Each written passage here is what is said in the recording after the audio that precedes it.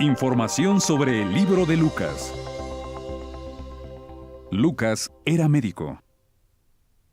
Al igual que el evangelista Marcos, no era uno de los 12 apóstoles de Jesús. Además, Lucas no dijo que hubiera sido testigo de los sucesos de la vida de Jesús. Probablemente se hizo cristiano algún tiempo después de su muerte. Tiempo después viajó con el apóstol Pablo. El Evangelio de Lucas abarca desde el año 3 antes de nuestra era hasta el año 33 de nuestra era. Sigue un orden lógico y muchas veces cronológico.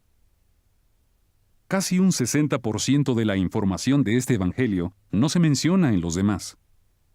Por ejemplo, hay al menos 6 milagros de Jesús que solo se mencionan en este libro. Lucas usa más de 300 términos médicos o palabras a las que da un significado médico.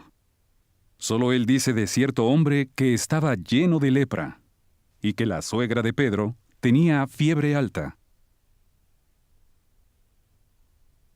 Lucas debió escribir este libro en Cesarea, mientras Pablo estuvo encarcelado allí, desde alrededor del 56 al 58 de nuestra era.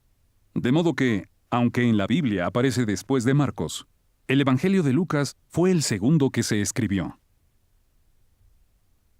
Además de contar con el Evangelio de Mateo, Lucas, seguramente guiado por el Espíritu Santo, entrevistó a testigos oculares del ministerio de Jesús y examinó documentos históricos confiables. Lucas consta de 24 capítulos. Los capítulos 1 y 2 aportan información sobre la infancia de Juan el Bautista y Jesús. Como profetizó un ángel, Elizabeth dio a luz a Juan. María tuvo a Jesús unos 6 meses después. ¿Lo sabía? Lucas es el único evangelista que narra algo que Jesús hizo a la edad de 12 años. Puede que obtuviera la información de María, la madre de Jesús. El capítulo 3 nos ayuda a determinar cuándo empezaron Juan el Bautista y Jesús sus respectivos ministerios.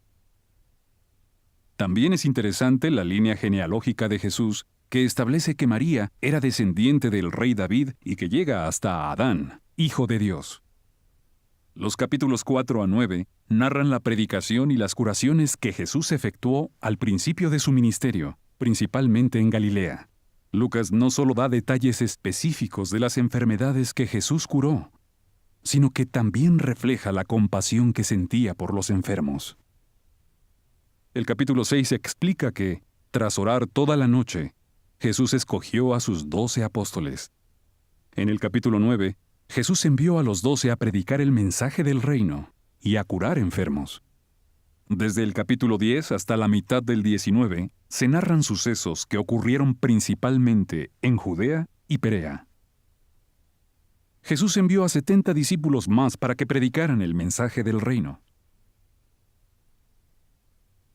La parábola del buen samaritano y la parábola del hijo pródigo se mencionan únicamente en el Evangelio de Lucas.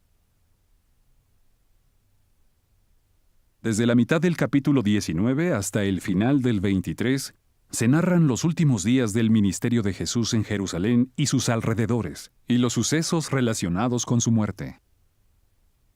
El capítulo 21 habla de la profecía de Jesús sobre la destrucción de Jerusalén y los últimos días de este sistema de cosas.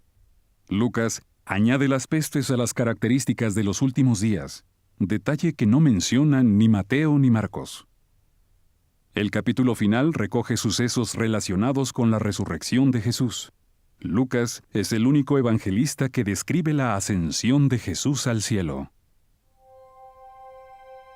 Cuando lea este evangelio, fíjese en cómo Jesús predicó con celo el mensaje del reino y capacitó a otros para hacer lo mismo.